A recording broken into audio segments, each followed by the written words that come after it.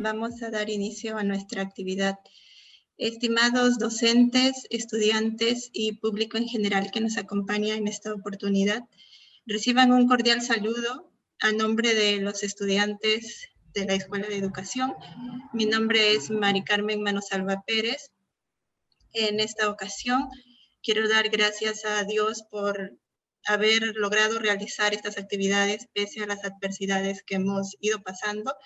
También quiero agradecer el apoyo y la presencia de nuestro director de la escuela, Alier Ortiz Portocarrero, como también la presencia del director del programa de Humanidades, Ricardo Lenin Falla, así como a los estudiantes y docentes que nos acompañarán como ponentes a lo largo de toda esta semana. El objetivo de nuestras actividades es propiciar espacios de diálogo y participación, dando a conocer la problemática que atañe en el campo educativo y los posibles escenarios de respuesta en este contexto de pandemia, desde diversas posturas interdisciplinarias. Esperamos que esta actividad sea provechosa para todos y todos los participantes. De manera especial también quiero agradecer al equipo de trabajo que ha venido trabajando conmigo durante todo este año para lograr que esta actividad sea posible. Como representante de los estudiantes de la Escuela de Educación, doy por inaugurado este evento que lleva por nombre Una educación en tiempos difíciles, de corazón a corazón se enseña. Sin más que decir, doy pase a Jesús Samaniego, quien estará a cargo de la ponencia de este día. Buenas tardes. Buenas tardes. Buenas tardes. Gracias, Mari Carmen, por las palabras de bienvenida. Igualmente yo quiero darles la bienvenida a todos a lo que será el primer día de la Semana de Educación. El nombre, o mejor dicho, el tema que se va a tratar el día de hoy es Educación y nuevos encuentros interdisciplinarios en tiempos difíciles. Como bien dijo Mari Carmen, mi nombre es Jesús Samaniego. Actualmente me encuentro en la especialidad de Educación Secundaria en Filosofía y Ciencias Históricas. Y en esta ocasión nos acompañarán como ponentes César Uribe, Alier Ortiz, Ricardo Falla y María Amalia Ibáñez. Cada uno de ellos nos compartirá su visión del tema desde sus campos profesionales. Para ello, cada ponente contará con un espacio de 20 minutos como máximo. A los participantes, las consultas y comentarios pueden realizarse mediante el chat y se responderán al final de las ponencias. Esta sesión está siendo transmitida por Zoom y por Facebook Live de la Escuela de Educación de la Ruiz. Por favor, asegurarse de apagar sus cámaras y micrófonos durante las presentaciones con el fin de no interrumpir las ponencias. Muy bien. En primer lugar, se presentará César Uribe, quien nos compartirá su visión desde el tema desde la psicología y la psicología educativa. César Uribe es docente de la Ruiz. Ha obtenido su título de maestría en Democracia y Educación en Valores por la Universidad de Barcelona. Además, ha sido funcionario del Minedu y consultor para organismos internacionales como UNESCO, OEA y ADRA. Le escuchamos, docente Uribe. Buenas tardes con todos. Un agradecimiento a los estudiantes por la invitación, a María Manosalva, que en representación de todos ustedes ha tenido esa gentileza para con mi persona, a la escuela, ¿no? A la Escuela de Educación, que ha respaldado también esta iniciativa y que además me acoge como profesor ya hace 6 años en la escuela. Y un saludo para todos los colegas que están presentes y para todos los estudiantes de igual manera. Para mí es un gusto y al mismo tiempo no puedo ocultar la emoción que siento en estos momentos al estar compartiendo este espacio tan importante en la Semana de Educación en la Ruiz, como solemos llamar a la universidad, ¿no? Es un tema, digamos, complicado, pero al mismo tiempo interesante de abordar y que espero por lo menos las ideas que he preparado susciten, por un lado, la polémica y por otro lado también susciten la reflexión, que creo que es uno de los aspectos más importantes que solemos trabajar en la Escuela de Educación. Si me permiten poder compartir la pantalla, he preparado solo una diapositiva como para ordenar las ideas y no desviarme del tema, ¿no? ¿Estoy autorizado para compartir? ¿Sí? Sí, profesor, Ya. comparta su pantalla. Ok, gracias.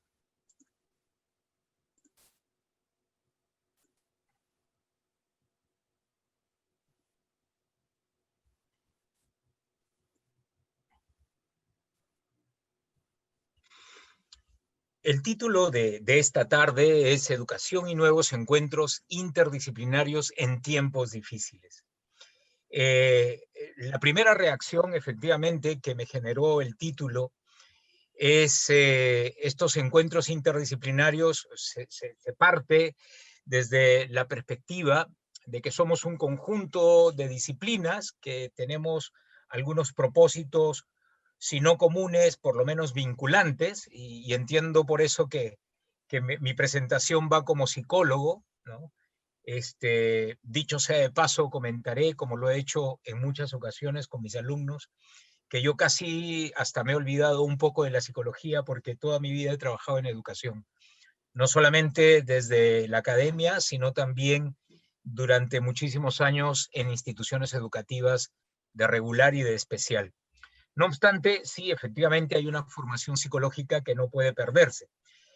Sin embargo, mi participación no va tanto por la disciplina sobre la que yo estudié, sino más bien por la construcción del conocimiento interdisciplinario, que creo yo resultaría más interesante ponerlo a consideración de todos ustedes. Y en segundo lugar, pues lo de tiempos difíciles, yo creo que hoy vivimos un tiempo diferente, pero que de alguna manera a nivel de la vida y del discurrir de la vida, creo que siempre todas las etapas tienen singularidades que nos hacen pensar en que los tiempos pueden ser difíciles o no. He preparado, como dije, una diapositiva, es la única que tengo, donde quiero analizar tres aspectos, desde mi punto de vista, importantes. El primero de ellos, relacionado a la multidisciplinariedad, la interdisciplinariedad y la transdisciplinariedad. Y es importante porque el título de esta conferencia de la que vamos a participar es la interdisciplina. Y acá haremos alguna cuestión, digamos, que nos permita finalmente concluir qué cosa es lo que estamos buscando. La segunda perspectiva de mi presentación tiene que ver con la construcción del conocimiento y la tercera, que pareciera muy obvio, tiene que ver con la educación propiamente dicha. Desde la teoría del conocimiento, lo que se conoce como el nombre de epistemología, y desde la perspectiva del pensamiento complejo, el análisis que se hace sobre la forma de construir el conocimiento, sea multidisciplinario, interdisciplinario o transdisciplinario, distinguen muy bien las características y las implicancias que lleva esto en el ejercicio de cualquier profesión. Pensando en educación más que en psicología, por ejemplo, una multidisciplinariedad está vinculada a el reconocimiento de cómo muchas disciplinas proyectan una visión específica sobre un campo determinado. Y si el campo determinado es la educación, lo que podríamos decir de la educación y de la multidisciplinariedad es que la educación recurre a muchas disciplinas. Esto, pues, es una verdad a gritos. Lo vemos no solamente a través de la malla curricular, sino lo vemos a través de las propias acciones pedagógicas con las que vamos trabajando, tanto con los estudiantes de la escuela, así como en las instituciones educativas, ¿no? Para entender a la educación hay que entender un poco de psicología, hay que entender hoy un poco de lo que es la neuroeducación, además de la antropología, de la sociología, de la filosofía. Y en ese sentido podríamos decir que la educación tiene una construcción de su conocimiento multidisciplinario, porque toma de todas ellas, sobre un campo determinado, educación, los elementos que permiten explicarla. Pero eso no es lo que ahora estamos discutiendo. Estamos discutiendo la interdisciplinariedad. Y la definición que se hace sobre la interdisciplinariedad es que los métodos que han sido utilizados en determinadas disciplinas son transferidos a otra disciplina, vale decir, a la educación. Y lo que pretende esta transferencia metodológica para construir el conocimiento, lo que pretende es que podamos entender mejor el fenómeno, el hecho, por ejemplo, el aprendizaje, ¿no? El aprendizaje, para entenderlo, no podríamos quedarnos solamente desde los aspectos didácticos y metodológicos propios de la educación, sino tendríamos que entender el desarrollo del estudiante, tendríamos que entender también la importancia de sus estados nutricionales, tendríamos que entender la importancia de los contextos en donde se desenvuelve, así como los vínculos dentro del interior de la familia, la evolución de su afectividad y de su emocionalidad. En otras palabras, lo que la interdisciplinariedad nos permite es entender determinados hechos de una disciplina, educación, seguimos con el eje de la educación, y utilizar todos los elementos propios de las distintas disciplinas para poder tener una mejor comprensión del fenómeno. Igualmente, si escogiéramos, por ejemplo, el comportamiento de los estudiantes como objeto de estudio dentro de la educación, podríamos echar mano de muchísimas disciplinas en donde sus metodologías de estudio y sus metodologías de construcción del conocimiento resultan siendo útiles e importantes para entender de mejor manera el hecho que queremos estudiar.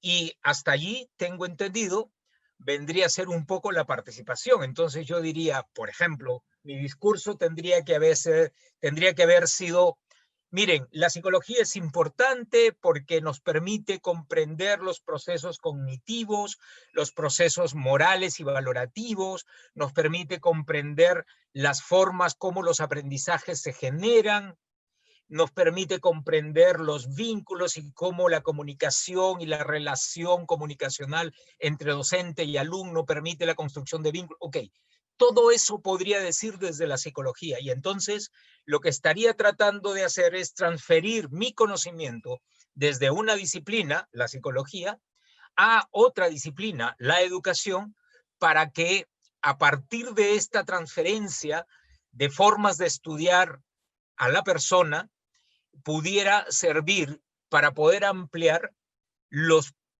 posibles o futuros descubrimientos o investigaciones o una mejor comprensión del hecho. Sin embargo, este no es mi discurso. Yo no les voy a contar qué hace la psicología para que ustedes entiendan mejor la educación. Yo voy a ser un poco más atrevido. Yo quiero hablarles de la transdisciplinariedad. Y acá la cosa se hace, digamos, un poco más compleja. Dicho sea de paso, este concepto de la transdisciplinariedad proviene precisamente del pensamiento complejo. Y lo que busca la transdisciplinariedad, y para no salirme de la explicación, lo voy a leer, representa la aspiración a un conocimiento más completo posible, que sea capaz de dialogar con la diversidad de los saberes humanos. Tener una construcción y un entendimiento del hecho educativo desde una perspectiva transdisciplinar significa efectivamente que tenemos que entender todo lo anterior, es decir, que existen disciplinas que nos aportan, que existen formas de construir el conocimiento desde otras disciplinas que nos aporta la sociología, nos aporta la antropología, la filosofía, la psicología, así como otras ciencias vinculadas, por ejemplo, a la neuroeducación. Todo ello nos aporta, pero lo que nos plantea el pensamiento complejo es que el conocimiento no lo vamos a construir a partir de la suma de todas las partes, sino que tenemos que crear un todo, es decir, una nueva disciplina. Una disciplina que integre todo, no que se preste cosas. Una disciplina que no separe, sino que integre. Y claro, esto en abstracto suele ser difícil, pero tendríamos que hablar, por ejemplo, de una educación transdisciplinar, en donde no solamente, y esto es importante resaltar, en donde no solamente las disciplinas clásicamente estructuradas y conocidas son las únicas que sirven para este conocimiento transdisciplinar. Porque lo más importante, y lo dice Edgar Morán en alguno de sus textos, no es solamente tener una explicación desde lo que la ciencia formal ha venido transfiriendo y construyendo a lo largo de muchísimos siglos, sino que los saberes no constituyen solamente las disciplinas formales. Los saberes están también en las estructuras culturales de una sociedad. Los saberes están también en el transeúnte. Los saberes están en las personas. Y lo que se propone desde una perspectiva transdisciplinar es cómo logramos integrar todos estos conocimientos para que la educación no sea solamente la formalidad de construir un nuevo conocimiento a partir de lo ya estructurado, sino que seamos más arriesgados de construir un conocimiento en donde los saberes en general puedan ser incorporados dentro de una nueva ciencia, una ciencia educativa transdisciplinar. Y esto es muy diferente a que distintas profesiones vengan a contarnos qué van a hacer o cómo entienden el fenómeno. Porque claro, sí, es cierto, eso nos da cierta perspectiva, pero realmente la vida y la educación puesta en la vida es mucho más que el entendimiento desde la sociología, es mucho más que el entendimiento desde la psicología, de la antropología o de otra ciencia afín o conexa a la educación.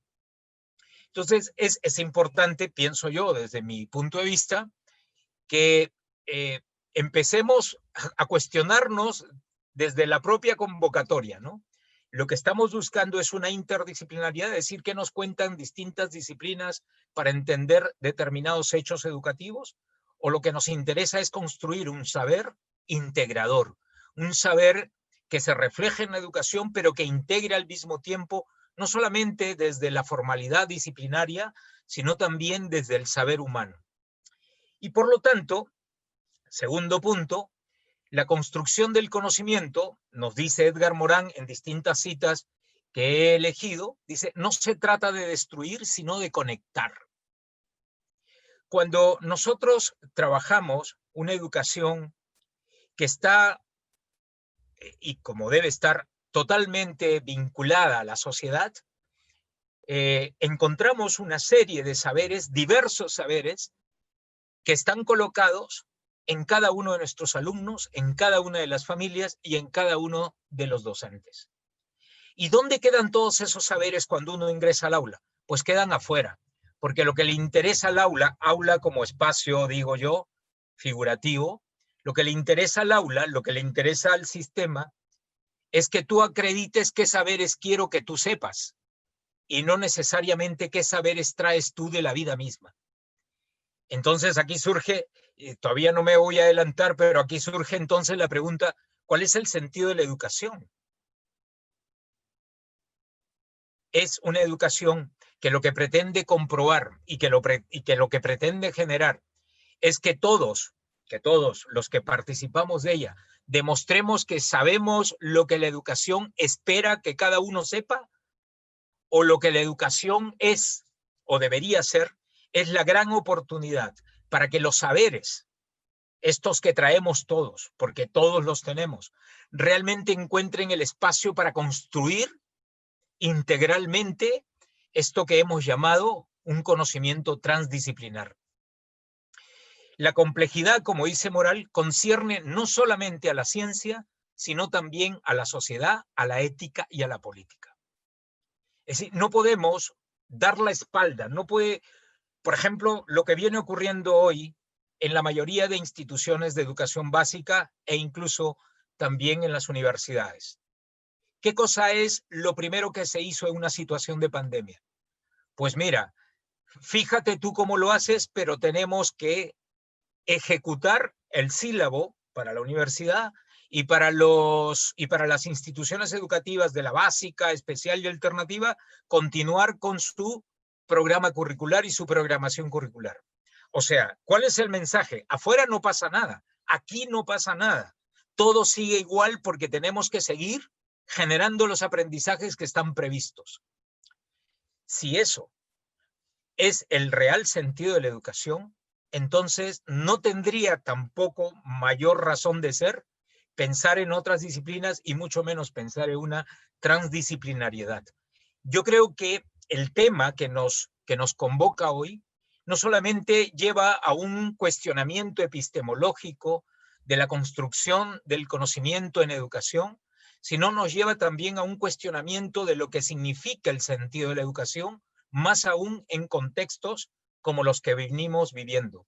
O sea, si le vamos a dar la espalda a 32,000 fallecidos a nivel del Perú y a más de 1,5 millones de muertos a nivel mundial, con una pandemia que sobrepasa los millones de contagios, yo no sé qué sentido tiene la educación. Si la educación no coloca en el centro de sus preocupaciones la aparición, mejor dicho, la visibilización de las brechas existentes en salud, en economía, si la precariedad de la economía pone en riesgo la vida de las familias, si la educación no se ocupa de eso para hacernos más sensibles y además para involucrarnos directamente con lo que significa una respuesta educativa o socioeducativa a la situación que vivimos, entonces, claro, todavía podemos seguir discutiendo de qué manera construimos conocimiento en educación desde las disciplinas. Yo creo que tenemos que romper un poco esta estructura, este molde, porque tenemos que trascender a las cosas que siempre hemos venido haciendo. La educación hoy no es la misma de hace 6 meses atrás. El pensamiento complejo se crea y se recrea en el mismo caminar. No hay una estructura rígida, no se trata de que lo que hemos descubierto hoy vale para lo que sigue. Seguimos caminando y encontraremos nuevas construcciones y además contradicciones y nuevos cuestionamientos a lo que parece ya establecido. Algo muy importante de lo que hoy se habla en medios, en conferencias, es de la incertidumbre. Y lo que nos dice Morán, y lo dijo hace ya 20 años y un poco más, en una de sus publicaciones, de sus tantas publicaciones, que es Los 7 saberes necesarios para la educación del futuro, dedica todo un apartado a analizar la incertidumbre. Y dice que uno de los elementos, uno de los tantos elementos que él propone de los 7, uno de ellos es prepararnos para la incertidumbre, porque esos van a ser los tiempos que van a predominar. Por lo tanto, lo que ha hecho la pandemia hoy en día es poner en evidencia que esta incertidumbre no era solo un discurso hace 22 años, sino un pronóstico de la realidad, pero que hoy estamos viviendo con mayor certeza, si vale la contradicción. ¿Por qué? Porque nos ha puesto en evidencia que nadie sabe lo que va a pasar mañana, que no sabemos si la ola que se viene va a ser peor o no va a pasar nada, que no imaginábamos, porque muy alegremente en Europa todo cambió favorablemente, se reaperturaron las escuelas en Inglaterra, en Francia, en Alemania, en España, en Italia. Se reaperturaron todas las playas, dicho sea de paso que ahora está en cuestionamiento esto. Se abrieron todas las playas porque era temporada de verano. Se reabrieron todos los cafés y se movilizó a todo el mundo para hacer turismo y desplazarse a las playas. Consecuencia, ¿alguien imaginaba que hoy estaban peor que hace 6 meses? No. Hoy en Rusia han tenido cerca de o más de 17,000 contagios en 24 horas. ¿Ustedes pueden dimensionar lo que esto significa? No, pero lo más importante es cumplir con el sílabo. Lo más importante es la educación en casa, porque ahí todos tenemos que estar concentrados para aprender las cosas que no podemos dejar de aprender, pero que la vida atrás, afuera, se está cayendo a pedazos. Entonces, ¿cuál es el sentido de la educación? Creo que reflexionar en torno a la construcción del conocimiento nos debe llevar precisamente a empezar a cuestionarnos lo que tradicionalmente hemos entendido por sentido de la educación. No estoy diciendo, por si acaso, pero sí estoy cuestionando, no estoy diciendo que ni los contenidos dejen de ser importantes, ni que los programas dejen de ser importantes. Tienen su nivel de importancia. Pero si yo lo que quiero es mantener a un niño frente a la pantalla una cantidad de tiempo que a veces atenta contra la propia salud visual, postural y hoy, además, estamos, entre comillas, asistiendo a la mayor cantidad de quejas y de problemas de tipo atencional. O sea, los niños no atienden nada, pero es que ¿qué van a atender? Pongámonos un poco en el contexto de la realidad. Y yo creo que eso es lo que tenemos que ir dimensionando cuando nos preguntamos cómo construimos el conocimiento, de una manera multidisciplinar, de una manera interdisciplinar o desde una perspectiva transdisciplinar. Si asumimos lo último, pues nos metemos en un problema porque ya ven, nos estamos cuestionando prácticamente todo. Pero yo sí estoy convencido de que si no existe este convencimiento y este cuestionamiento sobre nosotros y sobre nuestros propios quehaceres, pues realmente estaremos manteniendo algo como si no hubiese existido absolutamente nada. Vivimos una realidad difícil, sin duda, una realidad compleja también, una realidad, yo no lo calificaría ni de compleja ni de difícil, sino simplemente una realidad que no tiene antecedentes. Porque si bien hubo alguna pandemia hace bastantes siglos atrás, hoy no estamos viviendo ni tenemos las mismas condiciones. Por lo tanto, los tiempos de hoy son singulares, sin duda que lo son. Y entonces también nos debe llevar a una respuesta singular. No podemos tener tiempos singulares diferentes con respuestas iguales. Yo creo que ahí la perspectiva de la educación y del sentido de la educación por lo menos merece ser discutido, si no cambiado, ¿no? Bueno, eso es un poco las reflexiones que yo quería transmitir a propósito de esto. Tal vez ustedes esperaban un discurso de psicología, pues lo siento mucho, no iba por ahí mi entendimiento y la necesidad de transmitir esta reflexión que me parece, desde mi punto de vista, importante. Muchísimas gracias. Muy bien. Muchas gracias, docente Uribe, por la presentación. Ha sido un gusto escucharlo. Ahora vamos a pasar al siguiente ponente, ¿sí? Le quiero dar la bienvenida en este caso a Ricardo Falla, quien será ahora el siguiente docente a presentarse. Él actualmente ejerce como docente en la Ruiz y se desempeña como el director del programa de Humanidades.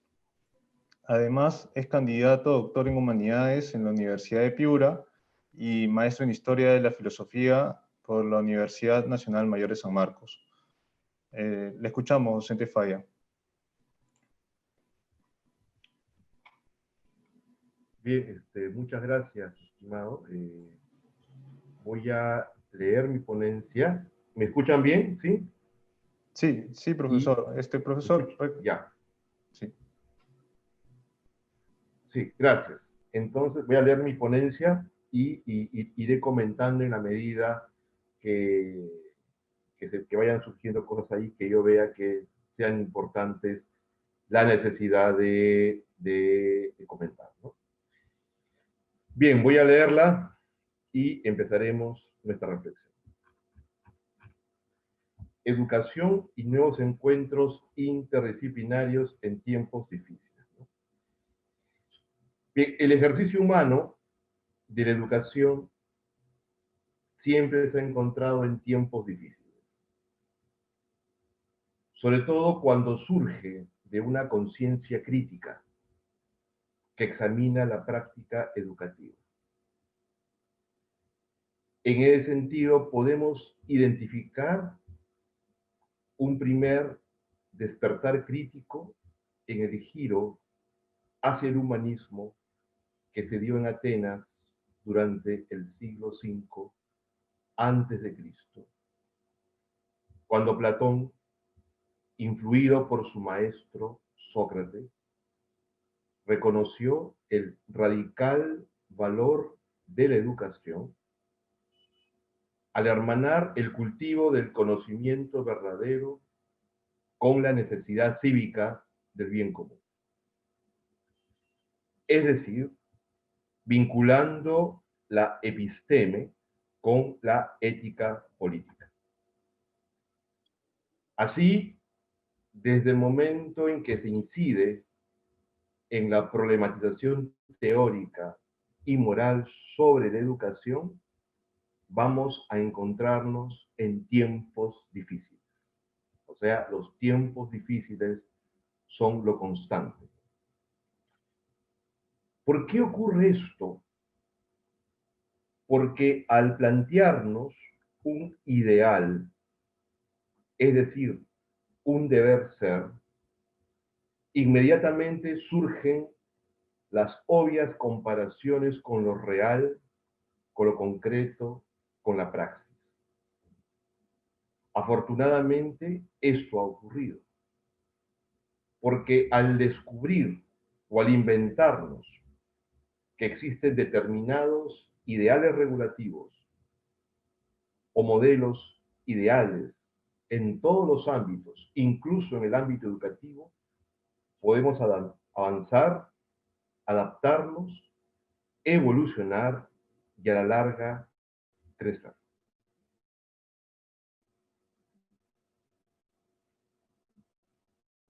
Por eso nuestro quehacer educativo es crisis. En una afortunada, entre comillas, crisis. Crisis que es descubierta por nuestra enorme capacidad de teorizar, conjeturar y de problematizar.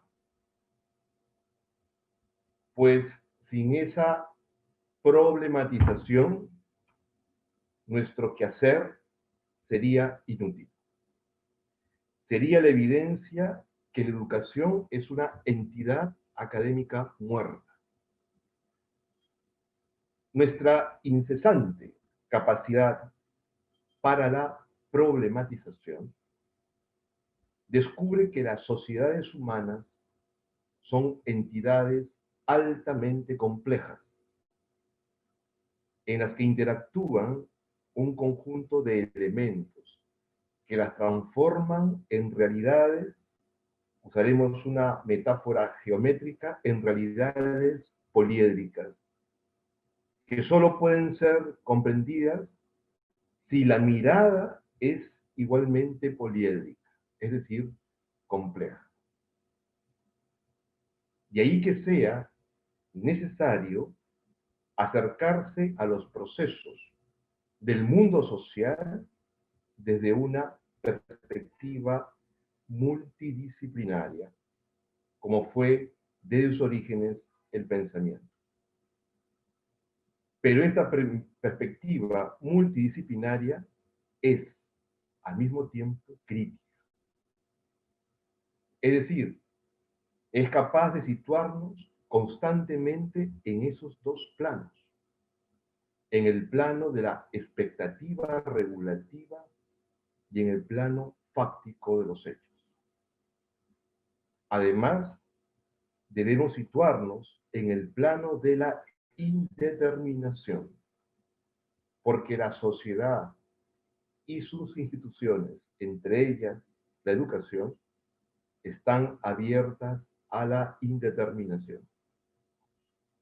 Y obviamente, mientras mayor es nuestra capacidad de teorización y de problematización, mayor será nuestra posibilidad de adaptación evolutiva a los entornos abiertos.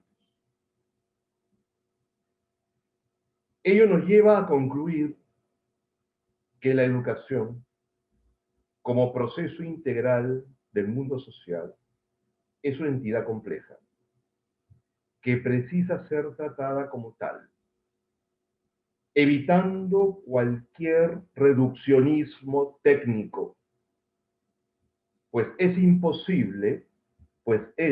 imposible que la formación ética, política, teórica y productiva de las personas, que son todos los ámbitos posibles de educación, pueda ser reducida a una visión técnica y operativa. Cuando la educación es reducida a una visión técnica y operativa, se le quita, se evita justamente las posibilidades de ser un saber profundo sobre lo real. Al ser reducida a una visión técnica y operativa. Si se hace así, es decir, reducir la diversidad de planos formativos de la educación a una dimensión técnica y operativa, perdemos de vista la profundidad de lo que se juega en la educación, es decir, la conformación, ¿no? La conformación integral y estructural del ser humano. Por todas estas consideraciones, es un imperativo epistemológico de la ciencia educativa proveerse del marco teórico más amplio y enriquecedor posible. Probablemente más amplio y variado que el de las demás ciencias humanas. Por una obvia razón, su objeto de estudio y su sujeto de aplicación es el ser humano en formación. Este marco teórico es necesariamente interdisciplinario, el mismo que paso a detallar. Es evidente que para entender la complejidad del mundo educativo es fundamental la presencia de la filosofía, tanto en sus disciplinas ética como la epistemología. La primera nos permite problematizar sobre la relación entre el ser y el deber ser de la educación. Y la segunda, la dimensión epistemológica, nos permite tener contacto con las teorías del conocimiento que sustentan a la ciencia educativa. Asimismo, comprender la historicidad que subyace a la praxis educativa, es importante desarrollar un saber exhaustivo de la historia de la educación adecuadamente contextualizada en historia política y cultural, tanto a nivel occidental como a nivel de nuestro país. Pues en esa evolución institucional y fáctica podemos identificar los procesos, las continuidades y las rupturas del mundo y la práctica política. También es significativo tener un acercamiento desde las ciencias sociales, incluida la economía, para comprender el medio humano en donde se ejercen los hechos educativos. Claramente son importantes los acercamientos psicológicos y biológicos, pero no deberían sustituir las perspectivas filosóficas, históricas y científico-sociales, pues, de hacerlo, limitan peligrosamente la visión integral que se necesita para entender el fenómeno de la educación y sus hechos concomitantes. Todas estas perspectivas en su conjunto nos permiten tener una visión comprensiva y contextualizada de los procesos educativos. Interiorizando una visión contextualizada y comprensiva de las realidades educativas, descubrimos, por ejemplo, que determinados enfoques surgidos en otros contextos no necesariamente van a tener los mismos resultados de ser aplicados en nuestro medio. Es decir, que gracias a esta perspectiva interdisciplinaria que toma nota de la complejidad de una realidad, ¿no? Nos damos cuenta que según la realidad desarrollamos las soluciones. Entonces descubrimos, por ejemplo, que determinados enfoques surgidos en otros contextos no necesariamente van a tener los mismos resultados de ser aplicados en nuestro medio. Asimismo, gracias a una visión comprensiva, podemos determinar qué aspectos deben ser potenciados si se presentan inconsistencias en los modelos aplicados. En suma, nos permite evaluar objetivamente si nuestra praxis tiene los resultados formativos esperados. Una cuestión fundamental para este conocimiento objetivo de la educación tiene que ver con la capacidad autocrítica del que analiza y opera en el mundo de los hechos educativos. Esta capacidad para la examinación personal le permite, entre otras cosas, moderar sus propias perspectivas políticas, ideológicas y culturales, reconociendo que dicha adscripción puede distorsionar las situaciones que estudia o que desea modificar. Por ello, desde el que estudia el mundo educativo, es fundamental aprender a limitar las orientaciones ideológicas a favor de una visión plural, porque el mundo humano, las sociedades humanas, son fundamentalmente realidades plurales. En una situación de emergencia social sanitaria, como la que nos encontramos, se hace más evidente la necesidad de una perspectiva genuinamente interdisciplinaria.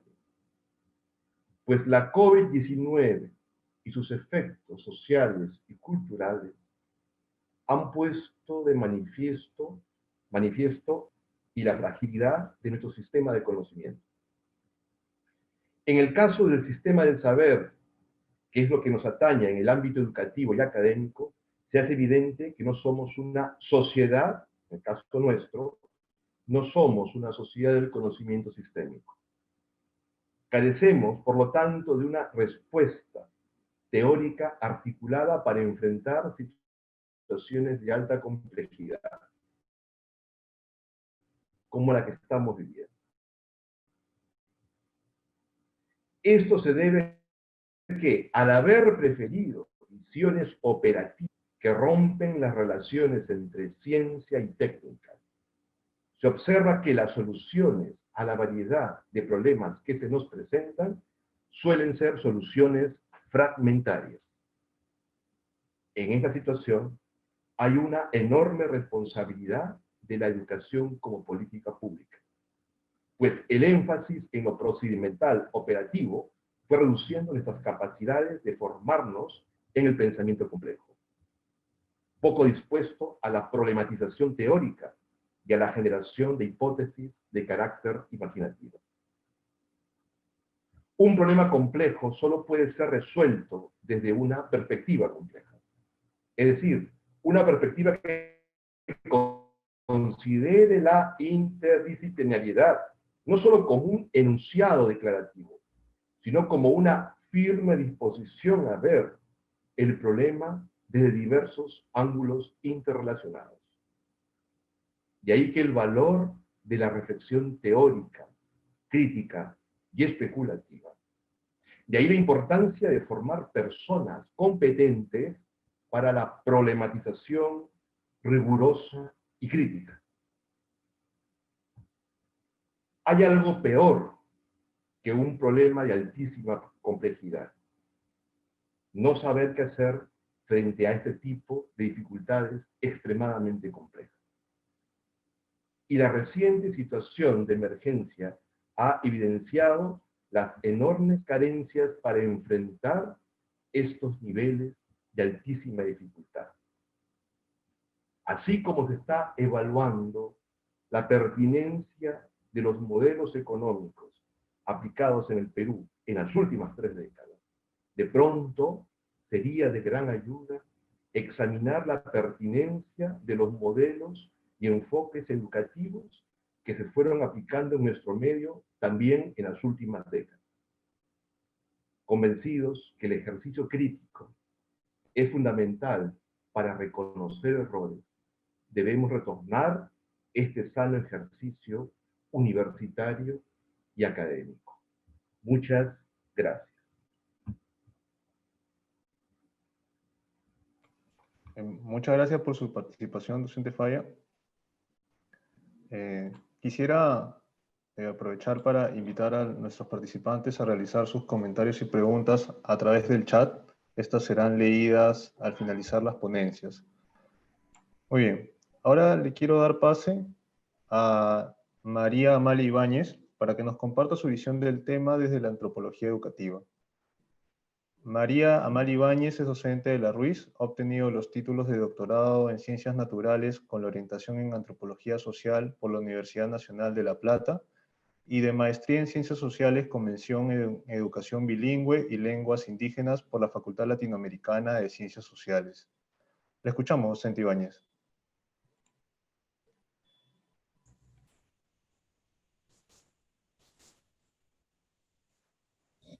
Hola, buenas tardes.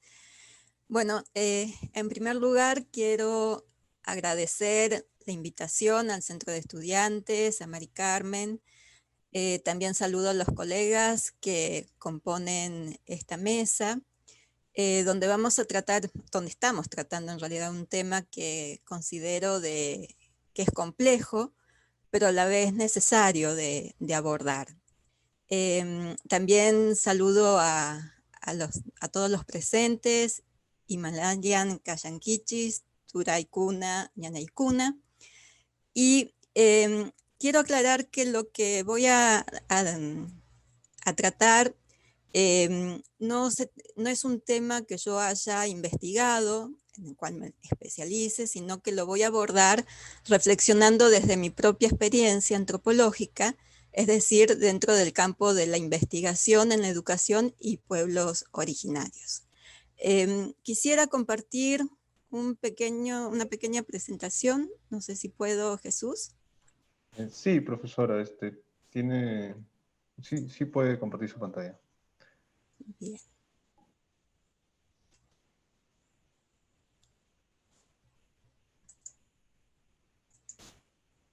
Bien.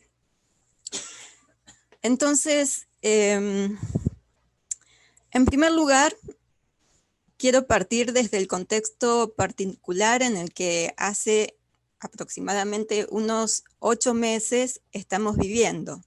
Y para ello voy a compartir una imagen, una viñeta, que creo que de alguna manera sintetiza ese contexto en relación al campo educativo, no solo refiriéndonos al Perú, sino es una situación que se refleja en las distintas regiones de nuestra América, y que pensemos en torno a esta pregunta, ¿no? ¿Qué hechos, aspectos, pautas, comportamientos, situaciones de esta nueva realidad nos revela esta viñeta? Que pensemos en torno a ello. Hechos, aspectos, pautas propias de nuestra propia experiencia, como aquellas reportadas en los distintos medios de comunicación y redes sociales, ¿no?, del cual estamos sumamente bombardeados todos los días. Entonces, con esta imagen los invito a reflexionar en torno a cuáles son esas medidas que hemos podido observar que son tomadas por las distintas instancias gubernamentales para mitigar esta pandemia. Vamos a ver que en general hemos estado escuchando señalamientos como que estas medidas no han dado resultado, o bien no se han tenido en cuenta la diversidad de estilos, de formas de vida, pero tampoco se ha considerado particularmente la desigualdad social con la que nos hemos enfrentado como de golpe, ¿no? Como hubiésemos estado en una nube y de pronto nos chocamos con esta realidad compleja, desigual y diversa. Los gobiernos suelen elaborar sus índices, ¿no?, para medir, y siempre han hablado de las brechas, no solo me refiero al campo educativo, sino en todos los ámbitos. Se plantean comparaciones entre el campo y la ciudad, lo rural y lo urbano, entre la población indígena y no indígena, incluso diferenciando aspectos que tienen que ver con los hombres y las mujeres. Sin embargo, para esta pandemia, observo que no se han cruzado datos de la vida diaria y que son más bien del sentido común. Aspectos como tipos de ingresos económicos que tiene la población y cómo están compuestas las familias, sus relaciones laborales, el acceso a la luz eléctrica, la televisión, las computadoras, internet, telefonía, coberturas comunicativas y conectividad, características geográficas, composiciones familiares, distancias, dinámicas socioculturales, hábitos y comportamientos sociales, migración y desplazamientos poblacionales, contextos de violencia, de género, de violencia infantil, y un sinnúmero de ejemplos que podemos continuar y hacer larga esta lista. La pandemia evidenció de una manera significativa la diversidad de formas y estilos de vivir de distintos grupos sociales, no solamente hablando de indígenas y no indígenas. Aún al interior de la ciudad vemos que esas diferencias son el resultado también de la desigualdad social en el acceso a los diferentes bienes y servicios. Y esto nos lleva a reflexionar en torno a las brechas educativas y cómo estas son medidas. ¿Quiénes son los que están mejor en matemática o en comunicación? ¿Quiénes acceden y logran permanecer y finalizar la escuela? Pero muy poco se atiende a aspectos de las condiciones materiales de existencia de los estudiantes, de los docentes, de los administrativos. Es decir, no solo se trata de pensar en cómo se está enseñando en las zonas rurales, si los contenidos tienen pertinencia lingüística y cultural, si hay suficientes docentes formados y capacitados, si hay materiales en las lenguas originarias, si las escuelas son de educación intercultural bilingüe, sino que estamos viendo que el problema ha sido, más bien, no hay internet, la conectividad es mala, no llega la televisión, solo radio, tal vez, no hay luz eléctrica, no hay computadoras. Y esto en medio de la lucha contra este COVID, donde las comunidades no tienen medicamentos, tampoco plantas de oxígeno, ni médicos en las postas médicas, pensando en zonas como son las comunidades amazónicas, pero también situaciones que las vemos reflejadas en los diferentes pueblos y ciudades de la sierra y de la costa, como así también lo hemos visto, palpado en esta gran ciudad como Lima. Para tomar un ejemplo, en la ciudad de Iquitos, una de las ciudades más acosadas por este virus en los primeros meses de la pandemia, la universidad pública más importante del lugar, con presencia de estudiantes indígenas de una manera significativa, como es la UNAP, sufrió por un lado los impactos del virus, perdiendo vidas de docentes y administrativos, afectando a muchos estudiantes, y por otro lado, observamos que esta universidad tuvo que realizar un diagnóstico, como lo han hecho todas las universidades del país, un diagnóstico para evaluar si se podía iniciar con clases virtuales. ¿Y qué se observó como resultado de este diagnóstico? Que más del 70% de la comunidad educativa no contaba con computadoras y tampoco con internet. Además, que el internet en Iquitos, al igual que en muchas ciudades del país, no es bueno, ¿no? La conectividad es malísima.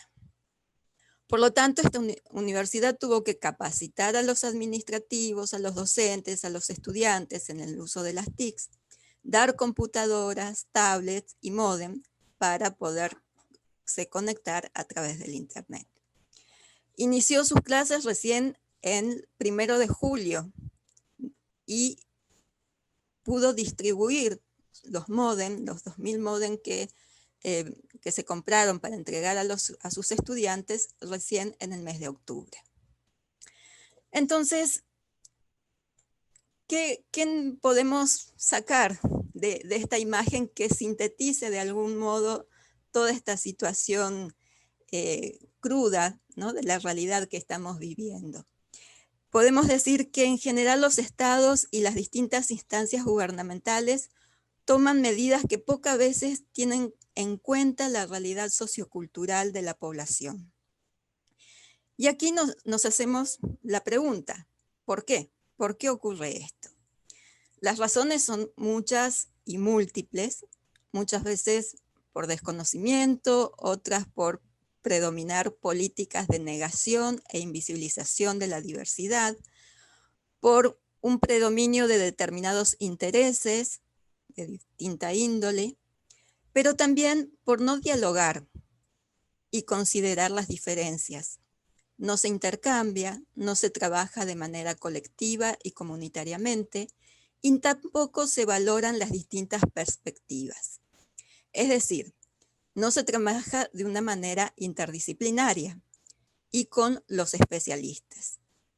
Y acá quiero aclarar que voy a entender el trabajo interdisciplinario no solo al que se da entre los distintos especialistas formados en el campo de la ciencia formal, sino también entre los otros especialistas de los saberes otros en términos de Boaventura de Sousa Santos, es decir, los especialistas de las otras ciencias que refieren a los saberes y conocimientos de los distintos pueblos y culturas.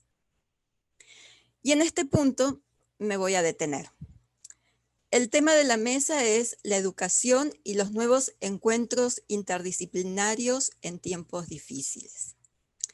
Primero quiero señalar que en cuanto a los tiempos, tanto para los pueblos originarios como la sociedad en general, siempre han sido y son difíciles, ¿no? Particularmente hoy día agravados por esta pandemia inédita a nivel mundial. Pero siempre han sido difíciles, siempre son difíciles. Y segundo, quiero plantear que entiendo estos nuevos encuentros interdisciplinarios como encuentros y espacios de diálogos interculturales y de construcción conjunta de políticas y acciones que mejoren la calidad de educación y de los educandos y por ende de toda la sociedad. Para ello, entonces, voy a partir de dos postulados. Uno tiene que ver con esta idea, esta concepción del diálogo intercultural, como un diálogo, un encuentro en el cual se pueda dar, en términos de Miguel Bartolomé, un antropólogo reconocido, argentino que vive en México, que plantea este diálogo, este encuentro intercultural como la capacidad de brindar aproximaciones valiosas en la medida que se pueda ver lo que la cotidianeidad hace invisible y se sea capaz de dar cuenta de la alteridad, es decir, del otro, de los aspectos del otro, sin cosificar a sus protagonistas. Entiendo la interculturalidad como una acción crítica y transformadora de la sociedad. En la actualidad, el concepto de interculturalidad se asienta en el reconocimiento de la diversidad como un recurso enriquecedor para toda la sociedad. Pero esto lleva implícita una propuesta ético-política que busca, en términos de Norma Fuller, perfeccionar el concepto de ciudadanía, con el fin de sumar a los derechos que ya han sido consagrados de libertad e igualdad ante la ley, el del reconocimiento de los derechos culturales, los derechos colectivos de los pueblos, de las culturas y los diferentes grupos étnicos que conviven dentro de las fronteras de un Estado nacional. Es decir, la interculturalidad trata de generar espacios de liberación y acuerdos en el que no existan minorías excluidas ¿de qué? De representación, de opinión y capacidad de decisión en los ámbitos de administración del poder. Supone el diálogo intercultural que busca el colocarse en el lugar del otro, entenderlo desde su visión de mundo y su jerarquía de valorizaciones. Y sumado a este postulado del diálogo intercultural y vinculado con este, voy a plantear, coincidiendo con el profesor César Uribe, esta necesidad de construir conocimiento conjunto, ¿no?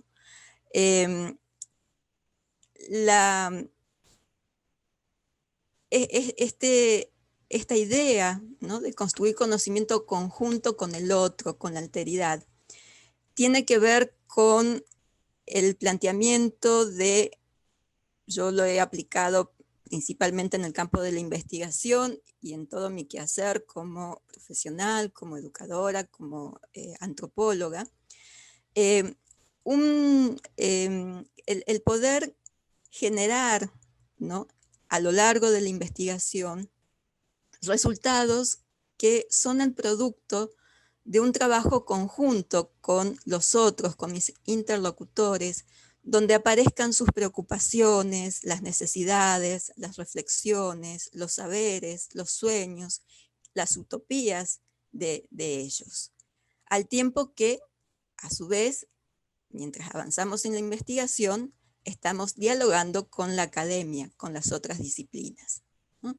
Esto es una metodología de trabajo, de investigación que venimos aplicando desde el Laboratorio de Investigaciones en Antropología Social de la Universidad Nacional de La Plata, del cual formo parte y hemos generado buenos resultados, y que hoy día quería traer a colación y este planteamiento de entender este trabajo interdisciplinario que se necesita para mejorar la calidad educativa de los pueblos, teniendo en cuenta estas dos nociones, ¿no? Un diálogo intercultural y el trabajo conjunto con la gente, con la población. Y no solamente en ámbito educativo, sino que me parece muy importante llevar este aspecto al plano de las medidas, las aplicaciones de las distintas medidas, implementaciones de políticas, ¿no?, que contribuyan al mejoramiento de la calidad de la salud, de la educación, distintos aspectos de la sociedad. Así que bueno, con esto termino y te doy pase, Jesús.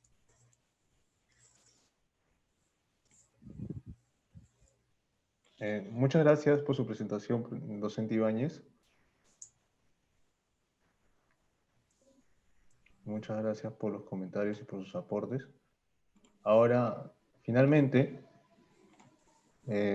quisiera presentarles a Alier Ortiz, quien va a presentar su visión del tema desde la educación. Alier Ortiz es docente de la Ruiz y actualmente desempeña como director de la Escuela de Educación. Cuenta con experiencia en gestión educativa y gestión del e-learning. Muy bien, le escuchamos, docente Ortiz. Gracias, Jesús. En primer lugar, quisiera hacer un reconocimiento a los estudiantes de la carrera de educación que este año se han organizado, liderados por Mari Carmen Manosalva, para planificar esta Semana de la Educación. Y como nunca, creo que va a ser una semana completa desde hoy día, lunes, hasta el día sábado. Ellos han planificado las actividades, han seleccionado los temas y también a los ponentes, y ellos mismos tendrán participación activa en las distintas mesas y espacios, tanto como moderadores como ponentes. Me pareció súper importante darles este espacio, porque en este contexto de pandemia muchas veces hablamos de la autonomía de los estudiantes. Sin embargo, creo que son los menos escuchados, y por eso yo creo que era muy necesario que los mismos estudiantes puedan tener participación activa en esta actividad, tal como ha sucedido. Ahora quisiera compartirles una presentación que he preparado.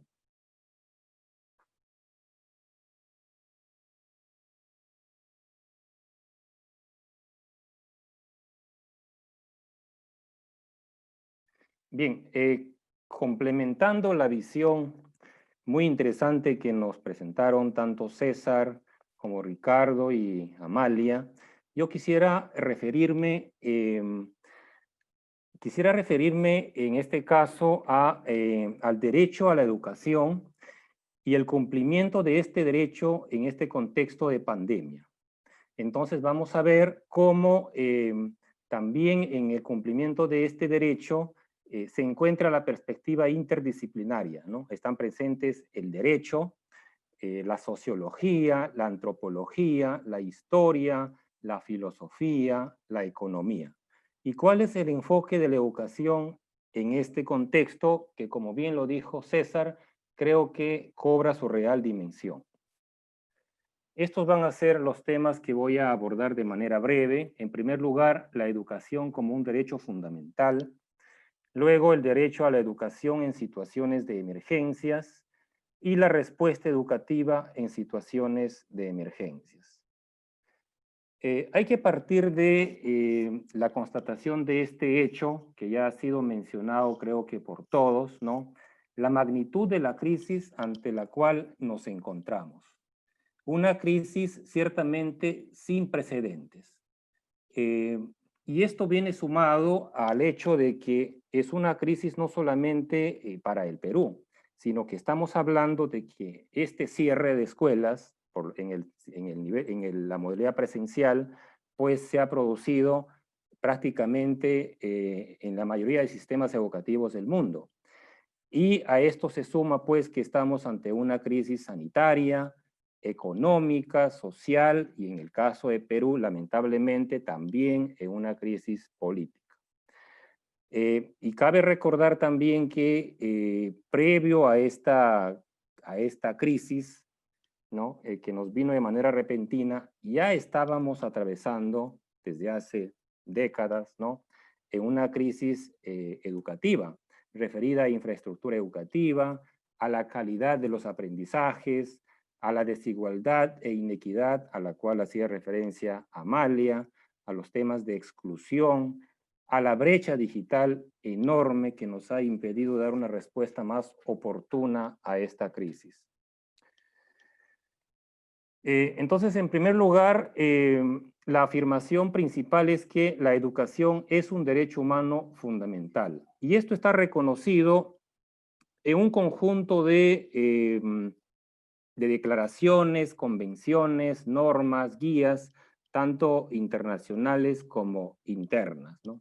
En el ámbito internacional existe toda una arquitectura legal, ¿no?, que obliga a los estados a asegurar el cumplimiento de este derecho a la educación. Tenemos, por ejemplo, la Declaración Universal de los Derechos Humanos de 1948, la Convención sobre los Derechos del Niño de 1989, el Foro Mundial de Educación de Dakar, donde se habló de la educación para todos, y hay otras normativas más recientes incluso, ¿no? Luego tenemos una arquitectura legal interna, ¿no?, que está en el marco de estos compromisos internacionales. Ahí podríamos referirnos a la Constitución Política, ¿no?, que reconoce a la educación como un derecho fundamental, la Ley General de Educación del año 2003, el Proyecto Educativo Nacional del 2006 y también el que se acaba de aprobar, que va a tener vigencia hasta el 2036, ¿no? Entonces, todos estos instrumentos hacen referencia a la educación como un derecho fundamental y al mismo tiempo reconocen que es el Estado el que debe ser el garante del cumplimiento de este derecho, ¿no? Ahora, también existe bastante desarrollos teóricos sobre la educación en situaciones de emergencias, aunque para el Perú parezca novedoso, ¿no? Ahí la afirmación que yo hago es que la comunidad internacional ha sido empática ante el sufrimiento de las poblaciones en condiciones de emergencias y desastres, ¿no? En ese sentido, yo menciono que existe un amplio desarrollo teórico en el ámbito internacional, ¿no?, referido a guías, a investigaciones, a libros, a artículos. Hay muchos antecedentes en relación al tema, que no se condicen con lo que sucede en el medio peruano. Lamentablemente, en el medio peruano no vamos a encontrar mucho desarrollo teórico respecto del tema. Luego existen acuerdos, normas y guías internacionales. Ahí yo hago referencia a dos: las normas mínimas de la Red Interinstitucional para la Educación en Situaciones de Emergencia de la ONU en el año 2004. Luego, uno más reciente, la Guía para Educación en Emergencia al 2030, en el marco de los ODS, el objetivo número 4, que es de la UNESCO, el año 2007. Son guías que establecen procedimientos, que establecen condiciones, que establecen protocolos de cuál debe ser la actuación de los estados respecto de las situaciones de emergencia. No solamente para actuar cuando éstas se producen, sino especialmente para prevenirlas. Hay un concepto que en este tiempo ha aparecido mucho, el de resiliencia, ¿no? Cuando hablamos de las personas, hemos dicho de los docentes resilientes, de los estudiantes resilientes, pero también es un concepto que se aplica a los sistemas, en este caso al sistema educativo. Entonces nos hemos preguntado permanentemente qué tan resiliente ha sido el sistema educativo para responder a esta emergencia, ¿no? Creo que la constatación es que lamentablemente ha sido poco resiliente, ¿no? Y en ese sentido, el marco de Sendai, Japón 2015 para la reducción del riesgo de desastres 2015 al 2030 pone énfasis en la gestión del riesgo de desastres en lugar de en la gestión de desastres. Es decir, preparar un sistema que pueda ser resiliente, ¿no?, que pueda responder de manera pronta, ¿no?, y con eficacia a los problemas, a las crisis que se presenten, ¿no? Se promueve especialmente la resiliencia sanitaria y del sistema educativo. Estos acuerdos, ¿no?, internacionales, nacionales, comprometen a los estados en situaciones de emergencia. La Guía para la Educación en Emergencia que les comenté, ¿no?, señala los compromisos del sector educativo de los Estados miembros con la población. ¿Y cuál debe ser el sentido de esta intervención educativa? En principio, no dejar a nadie fuera. Tiene que ver con la cobertura. Por eso es que el Estado peruano actuó rápidamente, ¿no?, tratando de implementar, en este caso, Aprendo en Casa, ¿no?, para no interrumpir el servicio educativo, porque ciertamente no se puede interrumpir al ser un derecho fundamental, ¿no? Luego, asegurar aprendizajes mínimos referido a habilidades en lectura y matemática. Educar para la ciudadanía, que es un aspecto pues súper importante al cual hizo referencia con amplitud Ricardo, ¿no? Que tiene que ver con desarrollar pues la ciudadanía, la autonomía, la capacidad de juicio crítico. Educar para la transformación, teniendo en cuenta pues que estas crisis destruyen muchas de las cosas que existen. Entonces, en ese sentido, pues la educación tiene que ser capaz de formar, ¿no? Para formar sujetos para que a su vez puedan hacer estas transformaciones. ¿Y cuáles deben ser los objetivos, las orientaciones de la educación en situaciones de emergencia? Algo a lo cual hizo referencia César Uribe en su presentación, ¿no? El fin último de la educación en situaciones de emergencia es el cuidado de la persona. Es aquí cuando cobra su máximo sentido esta finalidad de la educación, ya que las personas se encuentran en situaciones de vulnerabilidad, ¿no? Como lo más importante en este contexto, como también lo señaló César, no es quizás cumplir el programa, aunque eso también es importante, ¿no? No es el sílabo o las competencias, sino atender a las necesidades y las problemáticas de las personas, ¿no? Aquí he anotado una cita de la declaración de Incheon al 2030. La educación en las situaciones de emergencia tiene un efecto protector inmediato, ya que proporciona conocimientos y aptitudes para la supervivencia y apoyo psicosocial a los afectados por las crisis. Además, la educación prepara a los niños, jóvenes y adultos para un futuro sostenible, porque los dota de aptitudes para prevenir desastres, conflictos y enfermedades. Estas guías a las que hacía referencia señalan algunas rutas, ¿no? De cómo debe ser la actuación ante estas crisis. Y básicamente coinciden en 3 etapas. La primera es antes de la crisis, ¿no? Se refiere a las acciones de prevención de riesgos, creación de un sistema, tiene que ver básicamente con la creación de un sistema educativo resiliente, ¿no? Luego, la respuesta, y ahí se distingue una respuesta temprana, la respuesta inmediata a la crisis. En el caso peruano, ¿cuál fue la respuesta más inmediata? Fue la del cierre, y luego, como no podía mantenerse este cierre, pues se implementó Aprendo en Casa, ¿no? O una estrategia multiplataforma para asegurar de que el servicio pues se mantenga, ¿no? Luego viene la etapa de la reconstrucción, ¿no?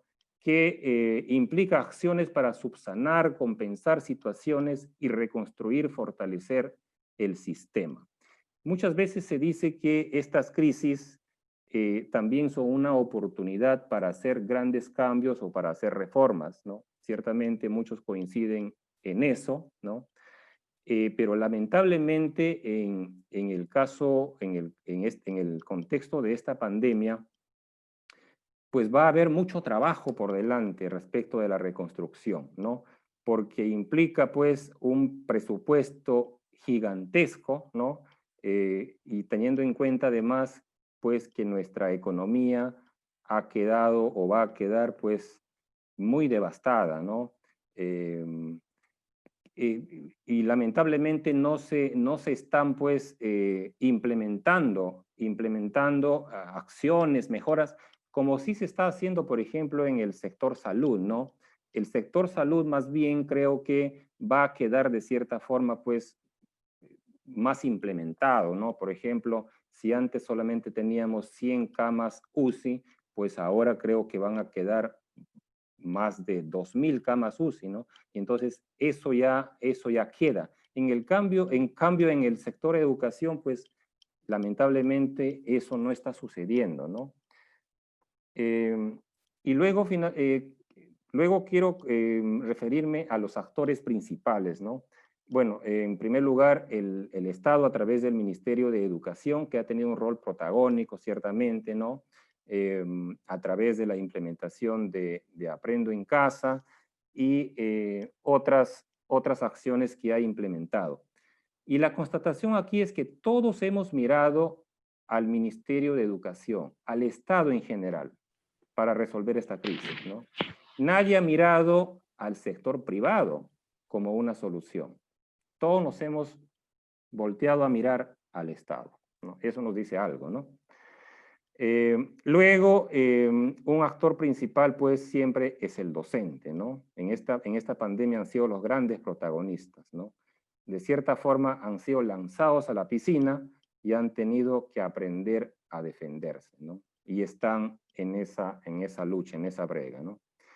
Luego, los padres de familia también han sido los grandes protagonistas, como nunca hemos mirado a los padres como los mejores aliados. Los estudiantes, bueno, como sabemos, son los actores principales. Aquí han tenido que hacerlo mucho más, ¿no?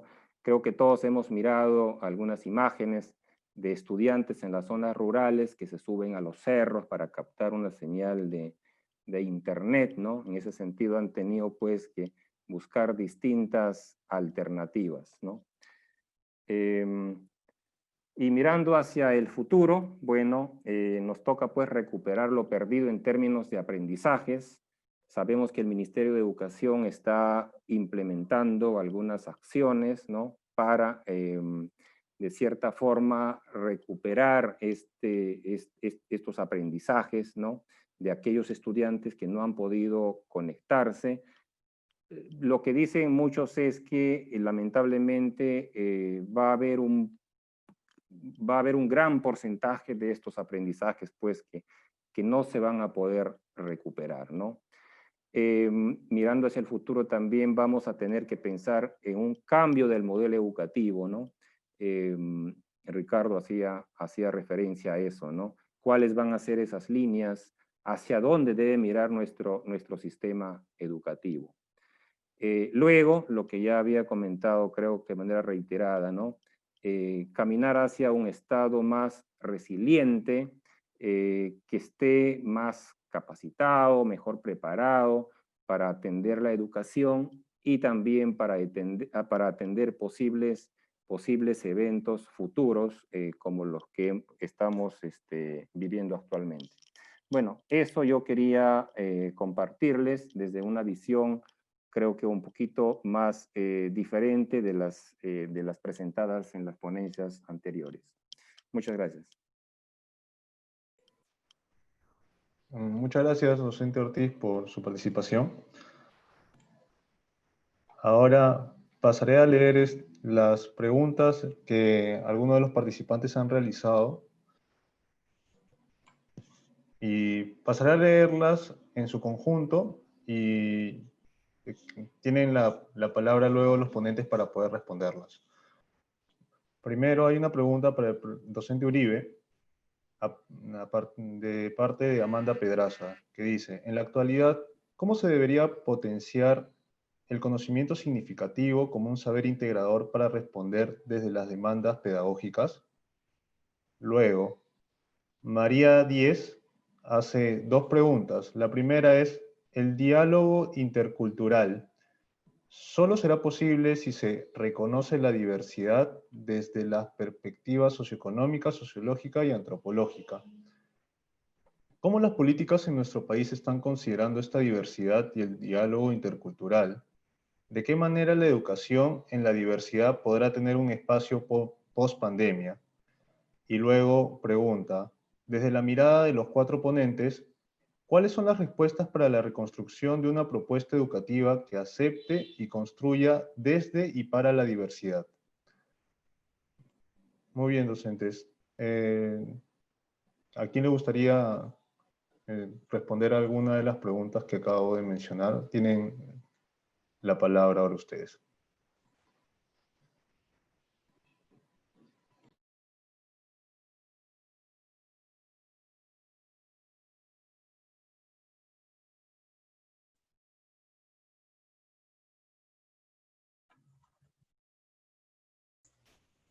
¿Puedo? Sí, profesora, por favor.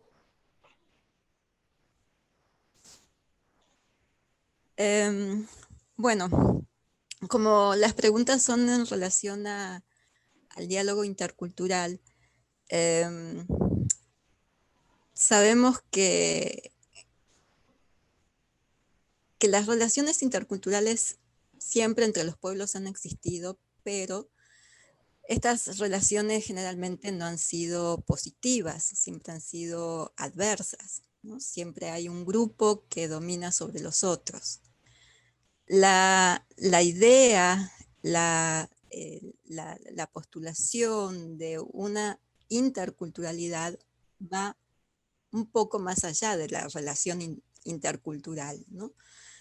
Sino que la interculturalidad se entiende como esa orientación, postura, que es ética, es una postura política también de decisión, de afirmación, de compromiso, de construir una sociedad diferente, una sociedad en la cual disminuya esa exclusión, ¿no?, que existe entre los distintos pueblos.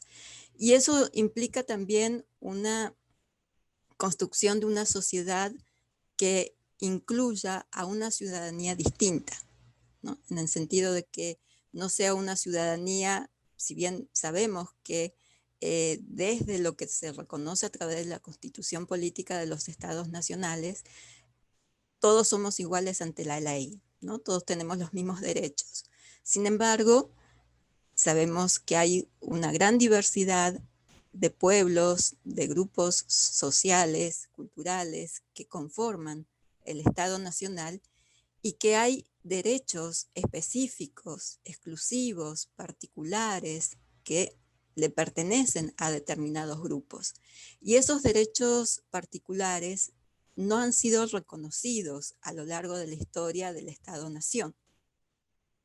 Entonces, el concepto de interculturalidad aspira a que se reconozcan esos otros derechos que durante tanto tiempo han estado pisoteados, negados, invisibilizados, ¿no?, por el Estado Nacional, lo cual significa construir una sociedad con una ciudadanía diferente, una ciudadanía intercultural. Pero ¿cómo hacemos esto? En un principio se nos presenta como una utopía. Sí, es una utopía. Y es una utopía difícil de realizar, pero no imposible. Y para ello la educación nos da un espacio muy importante, porque los futuros docentes, los futuros docentes quienes se están formando hoy día en las distintas universidades y en particular en la RUIS, tienen ese mandato, ese reto, ese desafío de formar, acompañar, orientar a los niños y niñas, jóvenes y adultos del futuro con una mentalidad distinta, unas maneras de relacionarse entre los distintos grupos sociales que conforman el país diferente, ¿no? Entonces, ¿cómo hacer este diálogo intercultural? Debemos partir del conocimiento de cada uno, de manera individual, pero sobre todo de manera grupal, colectiva, cómo somos, quiénes somos. O sea, el aspecto identitario, la identidad es muy importante en esta construcción. Saber quiénes somos, partimos desde dónde somos y quiénes son los que nos rodean, qué características tienen, qué conocimientos tienen, qué saberes tienen, y saber que esos otros saberes, esos otros conocimientos son tan importantes como los que yo puedo enseñar, ¿no? Entonces se trata de un compartir, de un dialogar, de hacer un intercambio, pero partiendo del conocimiento de entre todos, ¿no? Entonces, la pregunta apuntaba un poco a si existen políticas interculturales. Y bueno, en realidad muy pocas, ¿no? Sabemos que tenemos hoy día, desde el 2016, una política sectorial de educación intercultural para todos, que implica la educación intercultural ya no solo para los pueblos indígenas, pensando en una educación intercultural bilingüe, sino en una educación intercultural para toda la población y en los diferentes niveles, ¿no? Entonces es algo que debemos comenzar a construir poco a poco. Implica construir una sociedad en la cual se revisen cuáles son las raíces de las relaciones racistas, discriminatorias, de exclusión que tenemos, muy, muy metidas desde nuestra conformación como colonia, y a pesar de habernos independizado, todas esas relaciones coloniales siguen existiendo hasta la actualidad, ¿no? Y es muy importante que nosotros revisemos nuestras prácticas, hagamos una revisión de nuestra historia y poco a poco ir cambiando, ¿no? Incorporando esas otras voces que durante tanto tiempo han sido, no han sido reconocidas, ¿no? Entonces, bueno, eso es lo que podría aproximadamente responder a las preguntas que han hecho. Muchas gracias, docente Ibáñez. No sé si algún otro docente, por ejemplo el docente Uribe, quisiera contestar la pregunta. Gracias. Bueno, hay digamos, dos bloques importantes en la pregunta, ¿no? La primera, que tiene que ver un poco con la acción pedagógica, porque habla de la necesidad de potenciar el conocimiento significativo, ¿no?, como un saber integrado. Y la otra, efectivamente, que se acaba de estar también intentando de responder, sobre el tema de la interculturalidad, la diversidad, y lo que va a ocurrir también cuando la pandemia termine, y cómo entender una educación y una apuesta de la diversidad, ¿no? Desde y para la diversidad. A ver, rápidamente trataré de lo primero. Considero que tenemos, en términos pedagógicos, una creencia anticipada sobre lo que es significatividad, ¿no? Y generalmente estamos pensando en los gustos y también de los intereses vinculados a los estudiantes. Sin embargo, la significatividad va más allá de gustos e intereses, sino fundamentalmente de saberes, ¿no? Y para ello necesitamos trascender a los saberes formales y pasar a los saberes no formales en la vida de cada uno de nosotros. Y esto, digamos, no es de exclusividad en el ámbito académico, sino en todo ámbito. Yo creo que y esto lo voy a ligar con lo segundo, que es la diversidad y la interculturalidad. Yo creo que si asumimos de que el saber existe en todas las personas, sin excepción, en todas las personas, sin excepción, es una de las primeras rutas para abrirnos justamente a una mejor comprensión de la diversidad. Por lo tanto, la significatividad no es una cuestión únicamente formal, de saberes formales, ¿no? Sino es un tema más bien, diría yo, social y antropológico, ¿no? El conocimiento que debemos tener de las personas debe trascender a los espacios y a las estructuras formales con las que generalmente suponemos o inferimos que las personas deben tener por determinado estatus, estudio o condición. Yo creo que es importante despojarnos un poco de eso para entrar al conocimiento de la persona en sí misma, y este conocimiento de la persona es precisamente el mundo en donde vamos a encontrar los significantes que tienen cada una de las personas y sobre los que vamos a acompañar en un proceso de construcción de nuevos conocimientos. Pero decía que esto lo iba a ligar con la interculturalidad, porque es precisamente lo que impide la interculturalidad son las estructuras formales del conocimiento, porque el diálogo entre las personas en equidad de condiciones, el diálogo entre las personas, otorgándole valor a lo diferente, otorgándole valor, y cuando digo lo diferente, no estoy pensando en una categoría, sino estoy pensando a que en realidad todos nosotros no somos idénticamente iguales. Sin embargo, tenemos el mismo valor en términos de dignidad, pero todos diferimos en nuestras formas de pensar, diferimos en nuestras apreciaciones, en nuestros gustos.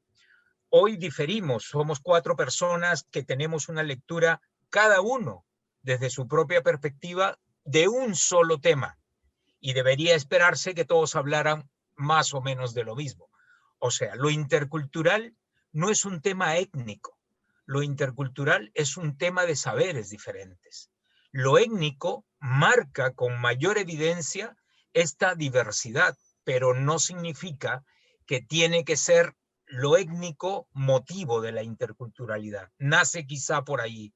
Sin embargo, efectivamente, en el documento aludido sobre las políticas sectoriales de una educación para todos, justamente la parte introductoria, que es muy pequeña, dicho sea de paso, porque el mayor énfasis está en el tema bilingüe y en el tema étnico y de las culturas originarias. Sin embargo, siempre estamos mirando la interculturalidad de acá para allá, ¿no? Es decir, de lo urbano, que es la cultura hegemónica, de la metrópoli, de la cultura occidentalizada, la estamos mirando para el otro lado. Y entonces tenemos que pensar en una construcción que se llama interculturalidad para poder entender a los que no nos entienden. Y yo creo que la interculturalidad no tiene una relación unidireccional, sino más bien bidireccional. La interculturalidad también es desde las poblaciones originarias para entender a estas personas que somos nosotros y que les resultan tal vez diferentes y en algunos casos hasta extraños en nuestras propias costumbres. Porque generalmente hacemos el esfuerzo, entre comillas, intercultural, de entender las costumbres, entender su lectura del mundo, entender, sí, pero ¿será realmente intercultural buscar el entendimiento de una parte, de una cultura hegemónica hacia una cultura que queremos que forme parte de nosotros, pero que estamos tratando de entenderla sin darle el valor en sí misma? Pongámonos en la otra orilla del río y pensemos cómo un poblador de alguna comunidad originaria nos está mirando a nosotros. Nos está tratando de entender qué herramientas tienen ellos, pues seguramente que las tienen. Y seguramente también que pudiera ser que no nos entiendan. Entonces, yo creo que mirar un modelo de una educación para la diversidad pasa, desde mi punto de vista, por la imperiosa necesidad de reconocernos valiosos todos. No necesariamente para entender los elementos culturales, étnicos, geográficos o antropológicos de determinadas comunidades. Sí, claro que todo ese conocimiento es importante, pero creo que lo que necesitamos es más bien estar con ellos, porque esa es la única forma de valorar lo que uno es, no desde el estudio, no desde la academia. Por eso, cuando hablaba de la transdisciplinariedad, implica construir un conocimiento que trascienda a las estructuras disciplinares. Hay que estar allí.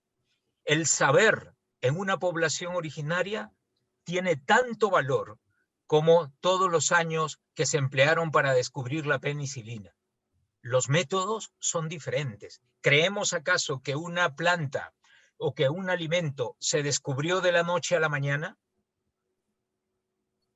la antropología seguramente tendrá, así como la arqueología, probablemente tendrán muchas explicaciones. Yo siempre le pongo como ejemplo, y se los he puesto a mis alumnos como ejemplo, ¿ustedes creen que desde cuándo podemos comer una papa?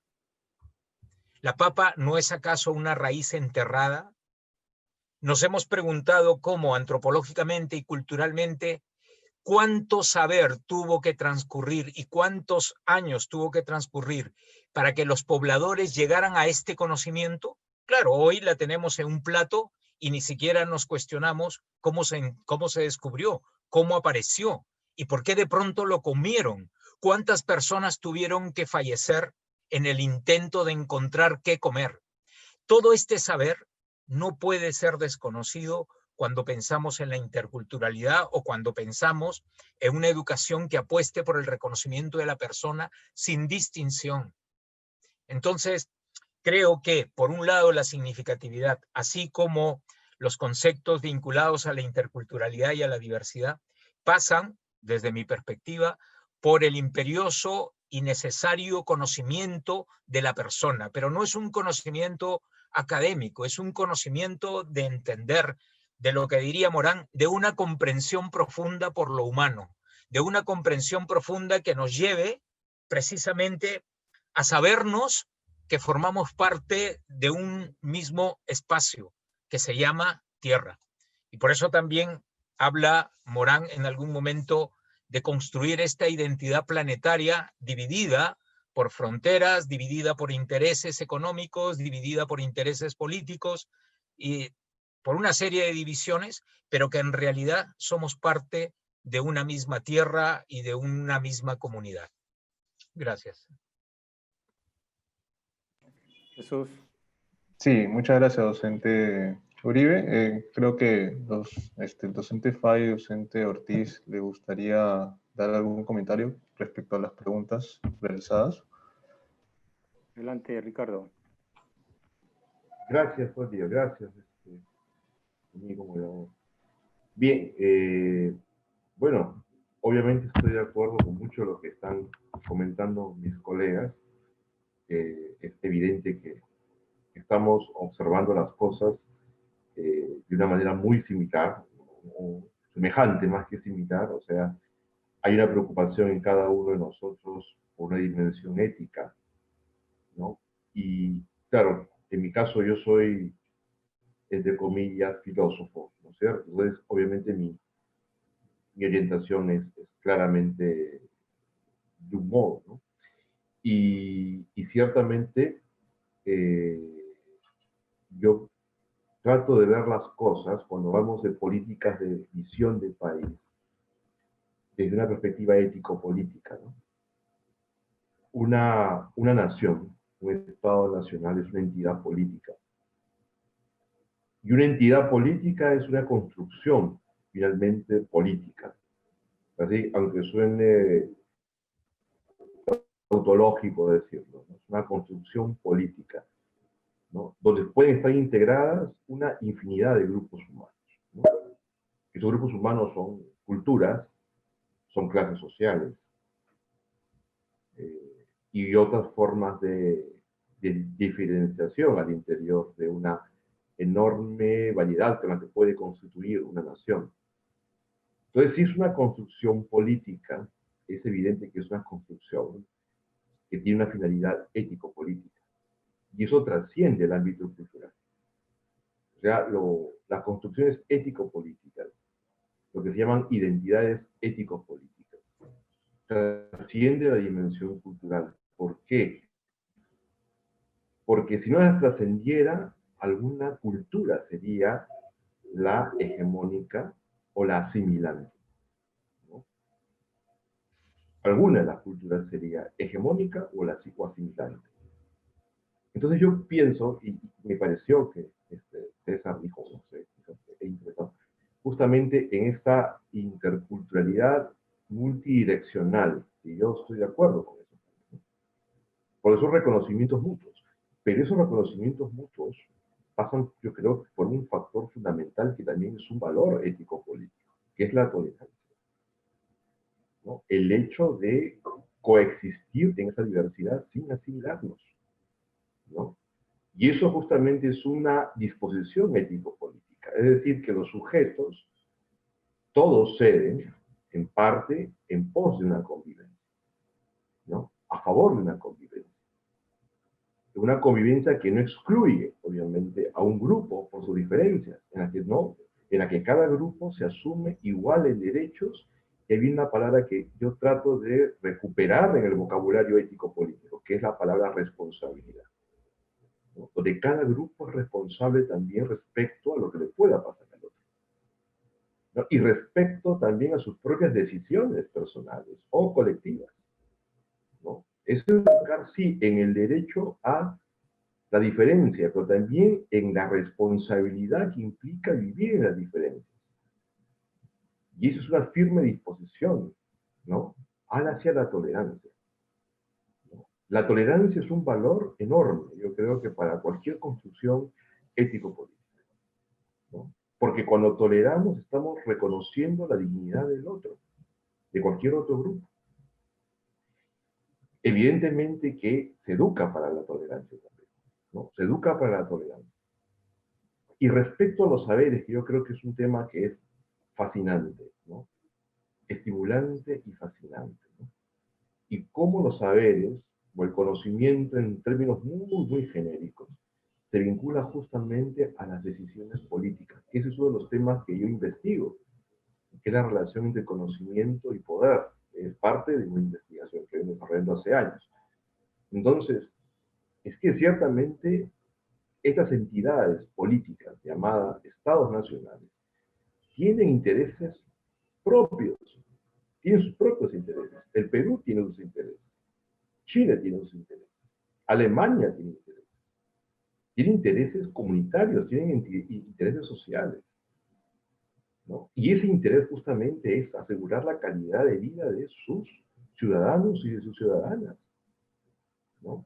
Y evidentemente es clarísimo que las políticas de Estado deben incluir claramente el fomento del conocimiento justamente para lograr las autonomías de esas naciones. O sea, un rasgo, por ejemplo, de países como el Perú u otros países de América Latina, es que son países que tienen limitada su autonomía respecto a otras naciones, ¿no? Tienen una limitada autonomía respecto a otras naciones. Y se ve claramente en el caso, por ejemplo, de la pandemia, ¿no? Que nosotros dependemos de las soluciones que se forman en otras latitudes. O sea, dependemos de lo que puedan hacer justamente las potencias científico-tecnológicas, ¿no? Y eso que evidencia justamente un menor grado de autonomía. Entonces, un rasgo, por ejemplo, de la autonomía es fomentar políticas educativas justamente que incidan en las posibilidades autonómicas de cada Estado-nación, ¿no? Vivimos en un mundo complejo. Creo que los cuatro que hemos estado acá hemos coincidido en la complejidad del mundo. Desde la perspectiva, por ejemplo, de Edgar Morin, que es una de las visiones más conocidas desde el pensamiento complejo, pero también están otras perspectivas del pensamiento complejo. Pero todos hemos reconocido la complejidad. Y parte de la complejidad justamente que es un mundo justamente de redes y también de conveniencias de Estados-nación. Entonces, una de las cosas que a mí particularmente me interesa es ver en qué medida nuestra educación, sea básica o universitaria, o otras formas de educación, digamos, no oficiales, contribuyen justamente a esa autonomía respecto a otras naciones o a otros centros de poder. Para mí eso es fundamental, porque vivimos en un mundo complejo donde hay competencia entre las naciones, ¿no? Hace un momento en la locución yo planteaba una cuestión que yo creo fundamental, es el vivir en esos dos planos, en el plano ideal y en el plano real, ¿no es cierto? Que están en diálogo y en tensión, porque evidentemente cuando pretendemos o queremos hablar, por ejemplo, de la interculturalidad como un valor ético, cosa que yo estoy absolutamente convencido, estamos hablando de un deber ser respecto a un ser. ¿Eso qué quiere decir? Que justamente ese ideal regulativo o ese modelo ideal entra en tensión constante con el plano de lo real. Y el plano de lo real también existe. O sea, así como existe el plano ideal de cualquier política, sea educativa, económica, etcétera, etcétera, también también existe un plano real. Y en ese plano real, las naciones estamos compitiendo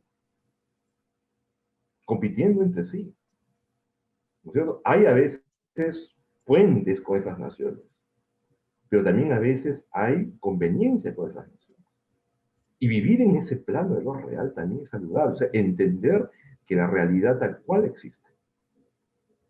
O sea, no perdamos de perspectiva, yo creo, en el tema educativo, digamos que hay decisiones que tienen un impacto en la conformación de nuestro propio destino, en nuestro propio futuro, ¿no? Y eso se llama realismo político. Y el realismo político no está para nada reñido con el ideal político. No está para nada. Justamente hay un vínculo entre esa realidad política y ese ideal político. Yo creo que hay que ver la educación también en ese camino del diálogo entre lo real y lo ideal, pero sin perder de vista lo real, ¿no? Lo real, lo fáctico, y las conveniencias y las competencias, a nivel de competencia, si quieren, en una visión, no sé cómo explicarlo, geopolítica, ¿no? Porque también los hay, son parte de las realidades del mundo. Y en esas realidades del mundo también nos situamos nosotros como formadores de personas. Obviamente sin perder el norte del ideal, ¿no? La visión, ¿no? El faro del ideal, ¿no es cierto?, que alienta nuestras perspectivas ético-políticas, ¿no? Por ahí iría mi reflexión. Muchas gracias.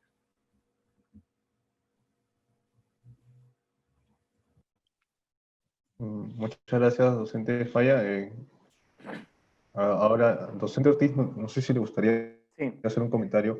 Sí, solamente Sí, dos añadidos o énfasis en lo que ya se ha comentado, ¿no? Me parece importante potenciar los espacios no formales de aprendizaje, ¿no? Hay muchas investigaciones que señalan que los estudiantes, los niños, adolescentes en general, aprenden más en los espacios fuera del aula que dentro del aula, ¿no? En ese sentido, es súper importante y necesario, creo, potenciar estos espacios, optimizarlos, y hablar también de una sociedad educadora, ¿no? Que es algo en lo cual se hace referencia en el proyecto educativo del 2006 y que se ha vuelto a incidir con más énfasis en el proyecto educativo al 2036.